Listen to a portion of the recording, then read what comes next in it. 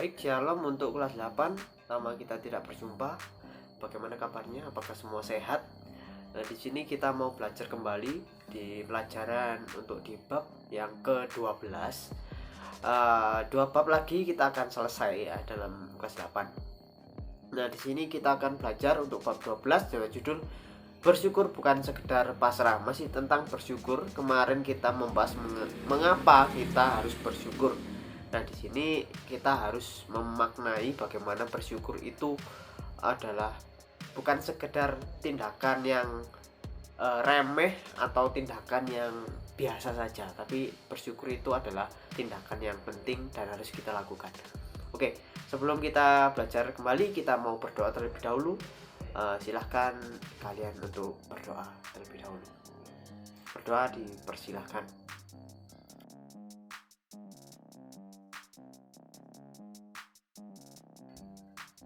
Berdoa selesai. Nah, kita belajar tentang bersyukur bukan sekedar pasrah.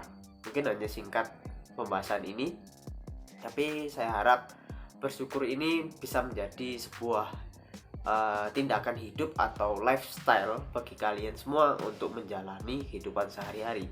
Mungkin banyak hal yang kita lewati, banyak hal yang kita hadapi, ada suka dan duka, tapi kita harus tetap menyikapi semua dengan rasa bersyukur. Oke, di sini kita memahami makna bersyukur. Makna bersyukur adalah mau menerima dan menyampaikan rasa terima kasih kepada Tuhan atas segala karunia maupun berkat atas kejadian di dalam hidup manusia. Nah, bersyukur itu mau menerima ya, entah itu duka maupun suka, kita harus menerima. Kita tidak boleh mengeluh, kita tidak boleh menolak. Mungkin dalam diri manusia ada keinginan menolak sih kalau kita mendapatkan duka. Siapa sih di sini yang tidak siapa yang suka mendapatkan duka? Pasti semuanya enggak. Tapi di sini kata-kata bersyukur itu harus mengajarkan kita diharuskan, dipastikan harus memiliki tindakan menerima apapun yang diberikan kepada Tuhan, pada kita dari Tuhan. Nah, di sini bersyukur itu pastinya ditunjukkan kepada Tuhan dong. Gak mungkin kita bersyukurnya kepada manusia. Gak enak juga. Saya bersyukur kepada Jedi. Rasanya aneh gitu. Tapi memang rasa bersyukur ini ditunjukkan kepada Tuhan atas apapun yang diberikan kepada kita. Oke, bersyukur itu juga termasuk rasa terima kasih ya. Terima kasih. Oke, di sini ada sebuah pertanyaan, lantas apakah rasa syukur hanya sebatas itu? Apakah hanya sebatas terima kasih kita kepada Tuhan kalau kita dikasih sesuatu, kalau kita dikasih kemampuan, dikasih talenta maupun berkat, ataupun kita bersyukur atas duka yang sudah kita lewati begitu? Apakah seperti itu saja? Oke, syukur kalau hanya sekedar menerima dan berterima kasih saja, itu sama saja seperti perkataan yang tidak ada makna dan buktinya. Nah, bersyukur itu tidak hanya sekedar menerima dan berterima kasih. Nah, itu juga kita maknai di dalam kehidupan kita, bahwa seperti sebuah perkataan, apabila kita tidak mewujudkannya, itu sama sekali cuma omong kosong, atau bisa disebut tong kosong nyaring bunyinya. Jadi tidak ada tindakan, tidak ada wujudnya. Kita hanya mengetahui melalui suara, hanya mengetahui melalui contohnya seperti indera parasa, contohnya angin saja, tidak ada wujudnya. Jadi syukur itu harus kita wujudkan dengan sebuah tindakan, sebuah perilaku. Bagaimana sih tindakan bersyukur dan berperilaku itu? Nanti kita akan bahas. Oke, selanjutnya kita akan mempelajari tentang literasi Alkitab yang akan mendukung kita dalam memahami. Ada sponsor yang akan memahami kita mengerti arti bersyukur dan tindakan bersyukur itu. Oke, yang pertama adalah di 2 Korintus 4 ayat 15 sampai 18. Silakan dipahami tentunya di ayat 15 yang terutama.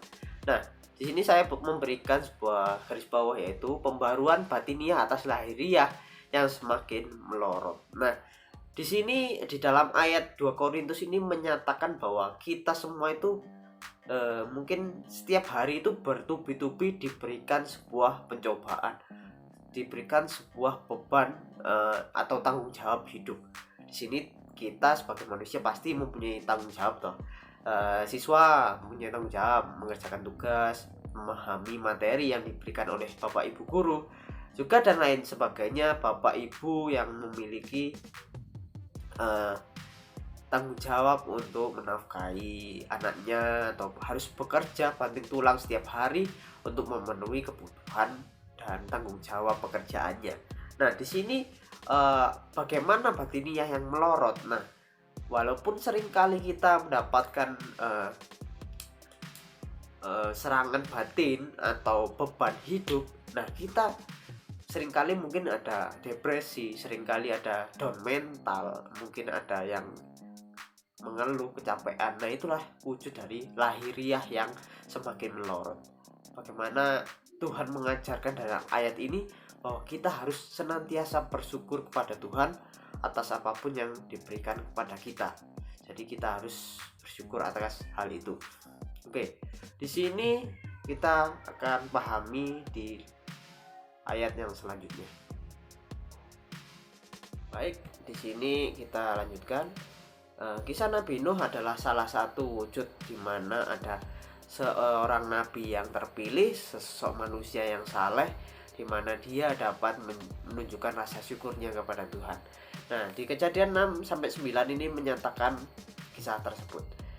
Kita sudah tidak asing dengan kisah Nabi Nuh yang diselamatkan dari air bah bersama keluarganya. 8 orang yang diselamatkan, 8 orang yang menjadi wakil, di mana manusia itu ini harus tetap hidup di bumi untuk berkembang biak, untuk menjadikan sarana pekerjaan Allah di bumi ini.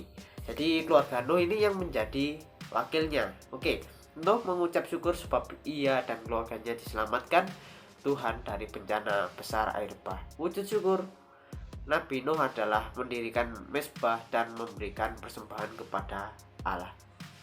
Nah, di sini sudah jelas dinyatakan bahwa Nuh itu mewujudkan rasa ucapan syukurnya ketika sudah mendarat, sudah kandas bahteranya ketika air bah sudah surut. Nah, di sini Nabi Nuh ini membuat sebuah mezbah. Mezbah ini dikhususkan untuk kepada Tuhan. Nabi Nuh ini mempersiapkan persembahan yang akan diberikan kepada Tuhan. Itu adalah ucapan syukurnya kepada Tuhan, kepada Allah ketika dia menjadi salah satu keluarga yang diselamatkan oleh Allah. Itu adalah ucapan syukur yang sungguh nyata berupa persembahan. Nah, yang kita tahu persembahan di dalam gereja itu adalah ada 3. Nah, yang pertama adalah persembahan syukur. Persembahan syukur adalah wujud di mana kita mengucap syukur di setiap harinya, mungkin atas berkat yang diberikan oleh Tuhan, atas kesehatan yang diberikan kepada kita dan lain sebagainya. Banyak sekali ucapan syukur kepada Tuhan melalui persembahan yang satu ini. Yang kedua adalah persembahan perpuluhan, di mana kita menyisihkan 10% penghasilan kita ketika kita sudah bekerja, di mana persembahan ini harus kita sampaikan sebagai persembahan khusus atau spesial kepada Tuhan, di mana kita mengucap syukur atas karunia, atas berkat melalui pekerjaan kita. 3 adalah persembahan diaken atau diakonia, di mana persembahan diakonia ini kita khususkan untuk kita kumpulkan bersama orang-orang beriman untuk menolong orang-orang atau saudara kita yang membutuhkan. Contohnya yang orang miskin, orang di panti asuhan, orang yang kesusahan dan lain sebagainya. Ini kita khususkan. Jadi tiga wujud persembahan ini adalah wujud persembahan yang kita ketahui di gereja, di mana Nabi Nuh ini menjadi poros bagaimana kita mengucap syukur kepada Tuhan.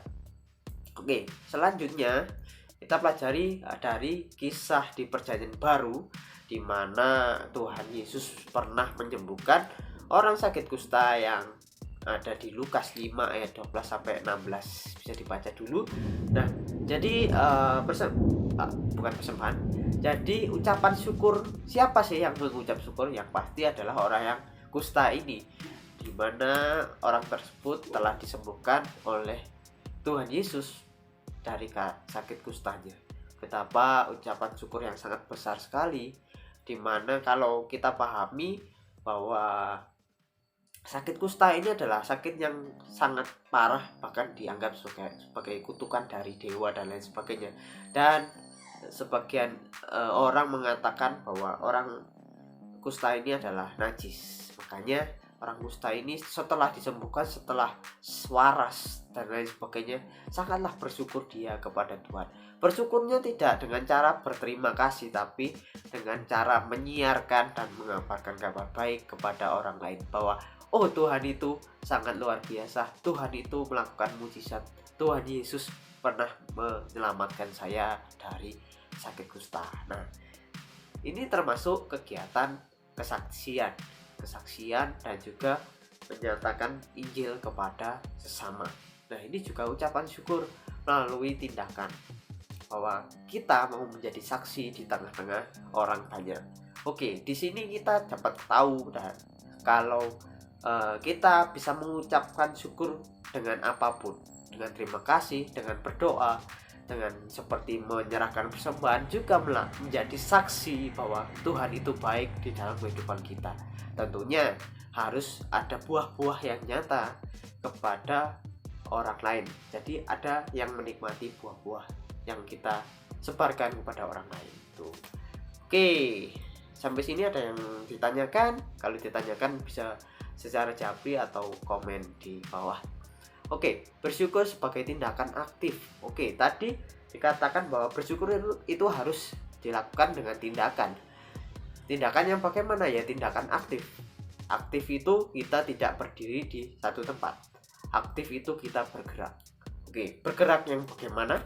Yang pertama, kita harus menyadari bagaimana kita alasannya mengucap syukur kepada Tuhan. Mengapa kita harus bersyukur? Nah, mengapa kita harus bersyukur? Bersyukur haruslah kita jadikan sebagai cara hidup kita, lifestyle, yang menjadikan program utama di dalam otak manusia untuk merespon atas yang terjadi di dalam kehidupan manusia dan mewujudkan nyatakan ucapan syukur dengan cara. Oke, jadi di sini mengapa kita bersyukur? Karena itu adalah kegiatan yang harus dilakukan di dalam kehidupan kita, supaya kita dapat menyadari bagaimana sebesar apa cinta kasih Tuhan kepada kita. Nah, di sini kita tahu bahwa kita dapat menyatakan ucapan syukur itu dengan cara apa saja. Taat akan firman Tuhan. Yang pertama, taat akan firman Tuhan itu pasti, karena hidup kita itu berjalan atas perintah dan perkataan Tuhan, dan firman Tuhan itu adalah perkataan Tuhan itu sendiri, dan kita harus ikut firman Tuhan. Ikut firman Tuhan berarti seperti air yang mengalir ke hulu, dari atas ke bawah atau dari atas ke samping dan lain sebagainya. Itu kita harus mengikuti selayaknya air. Ikut dengan air, ikut dengan apa yang menjadi suratan takdir kita. Loh Pak, kalau takdir kita harus mengalami mungkin duka dulu, nah di situ kita harus tetap ikut, dan yang tentunya kita harus bersyukur. Itulah taat akan firman Tuhan. Yang dua, melaksanakan kasih dalam kehidupan sehari-hari. Ini juga ucapan syukur atau tindakan aktif kita. Kasih adalah hukum yang diberikan Tuhan, termasuk taat pada firman Tuhan. Nah, makanya kita harus melaksanakan kasih ini. Contoh pertama, contoh kita pernah ditolong orang di jalan saat ban kita gembos, saat motor kita mogok. Nah, kita harus meneruskan kasih itu kepada orang lain. Ketika kita bertemu orang lain yang mungkin mogok, gembos dan lain sebagainya, kita harus juga menolong mereka. Dimana walaupun ada yang tidak mengenal, mungkin ya kita harus tetap menolong. Itulah juga termasuk tindakan kasih sebagai ucapan syukur. Oke, mungkin banyak sekali tindakan kasih ya. Nah, setia dalam persekutuan. Nah, ini juga termasuk ya. di mana persekutuan itu dapat membangun iman dan mungkin menggerakkan hati nurani kita. Nah, kalau kita tidak ikut persekutuan bagaimana? Nah, tentunya iman kita dan mungkin nurani kita tidak akan bertumbuh lebih besar lagi. Karena apa? Pertumbuhan iman itu ada pada kita bersekutu dengan Tuhan, dengan orang-orang beriman, memuji dan memuliakan Tuhan, melakukan tindakan juga persembahan. Itu juga termasuk tindakan aktif.